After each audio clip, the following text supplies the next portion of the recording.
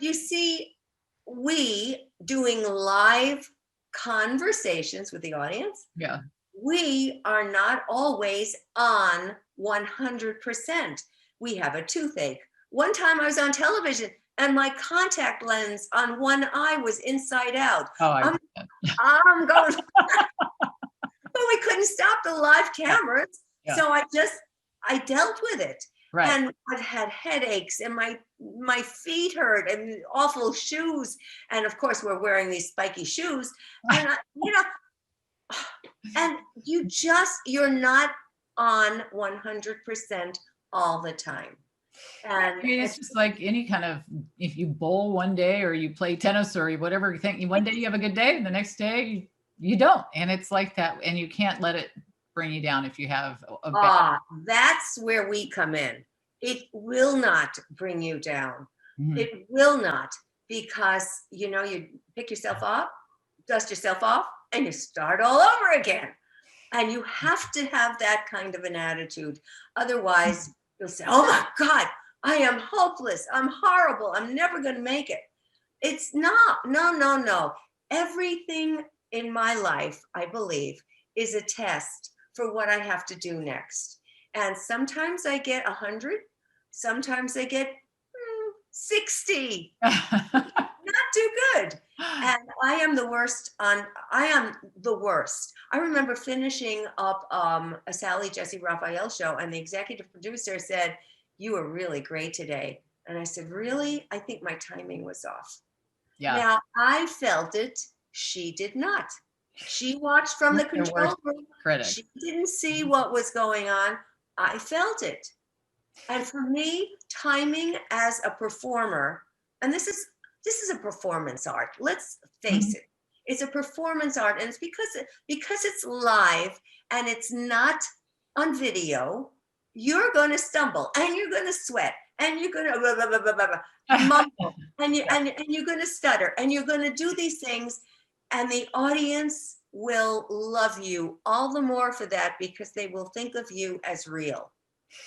It's all what you compare to you. You can't compare to somebody else, for one thing. And a lot of it is, we're hard on ourselves. When I was a pharmaceutical rep, I had to give a presentation. They did a contest. I don't know if I told you the story, but they had us do a fake presentation to a doctor, and as the 10 of us or whatever were part of this region, and we got in front of the group and they put up a fake doctor, and I had to give this presentation. And I know what am I normally capable of when nobody's watching me, right? And I was young, in my 20s at this point, and I gave this presentation, and I sat down just mortified by my presentation. That was like, oh, it was so bad that my friend who had to give his later, that the whole week we were talking about, I'm like, that was just so embarrassing. I was so embarrassed. And I can remember talking to him about this all week.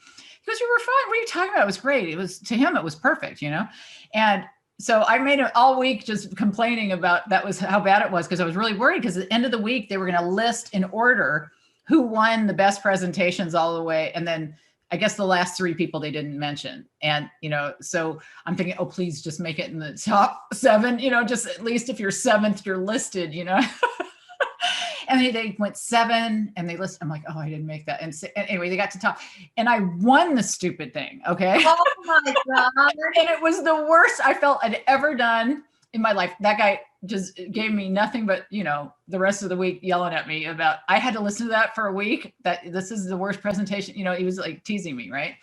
But we do that because you know what you're capable of, and you're comparing to what you expect. And usually you're better than what 99% of the other people are. And so you're comparing to the wrong thing, You know why?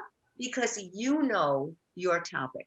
Right. And you know your topic. The reason you're in front of those people is because you know your topic.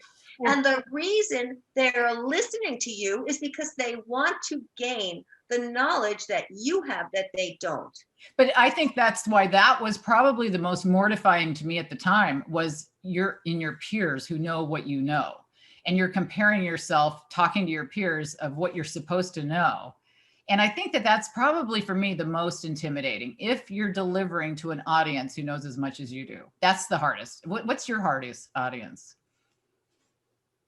people who don't want to be there, who are mandated to attend a cockamamie lecture from me, that it's federally mandated or state mandated. That has happened to me. Going to traffic school. Oh, that was going to traffic school was the worst. Oh, you actually went? I had to, yes. Oh, I thought you meant that was a speaker. I'm talking about. No, I wasn't. No. A lot of those people, yeah, I don't know. Well, the best ones that I've had, because I had to do this in New York in order to get a reduction in insurance. Oh no, we don't do that here in Arizona. Well, no, we don't do that. But I'm just saying that if it's a certain type of an audience, I think it's harder. I had a very famous speaker on my show, and he said the hardest talk he ever gave was to the National Speakers Association, because it's an audience filled with the best speakers out there. And when you're giving information to people who already know what the best is supposed to look like, that's really intimidating. I can see that being the most challenging for me. But all you have to do is be you. Yeah, and he will recognize that. I was training a guy who was at the top of his company, and he was so worried that I was going to put him through like dog training school.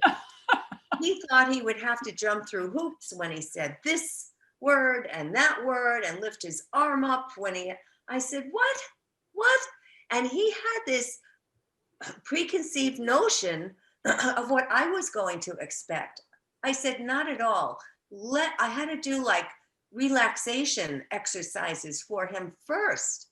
And then when he got into it and he recognized that he was doing quite well on his own by being himself and appreciating who he was.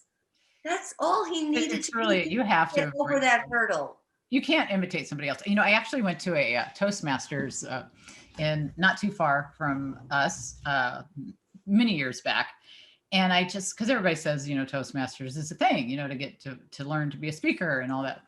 And they were doing like a speak off kind of thing, they were at the end of their cycle of practicing and they were doing their final performance and they were all competing.